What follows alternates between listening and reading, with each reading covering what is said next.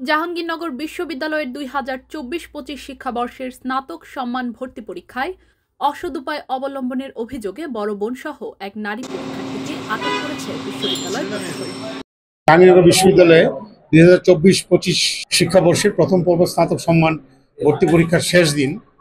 আজকে শেষ দিনে বি ইউনিটের দ্বিতীয় শিফটের পরীক্ষা চলাকালীন সময়ে একজন পরীক্ষার্থী তিনি প্রশ্নপত্র মোবাইল নিয়ে পরীক্ষার হলে প্রবেশ নিষিদ্ধ ছিল। আমাদের যে পরীক্ষার যে নিয়মকানুন আছে তার মধ্যে তিনি প্রশ্নপত্র মোবাইল নিয়ে পরীক্ষা হলে প্রবেশ করেছেন এবং প্রশ্নটাকে ছবি তুলে সেটা বাইরে ওনারা আরেকজনের কাছে তিনি সরবরাহ করেছেন এবং তৎক্ষণাৎ বাহির থেকে একজন সেই প্রশ্নপত্রের উপর ভিত্তি করে উত্তরপত্র তৈরি করে ওনাকে আবার সেটা সাপ্লাই করেছেন। সেটা আমাদের পরীক্ষা কেন্দ্রে আমাদের শ্রদ্ধেয় তিনজন শিক্ষক পরীক্ষক হিসেবে ছিলেন, ইনভিজিলেটর হিসেবে ছিলেন।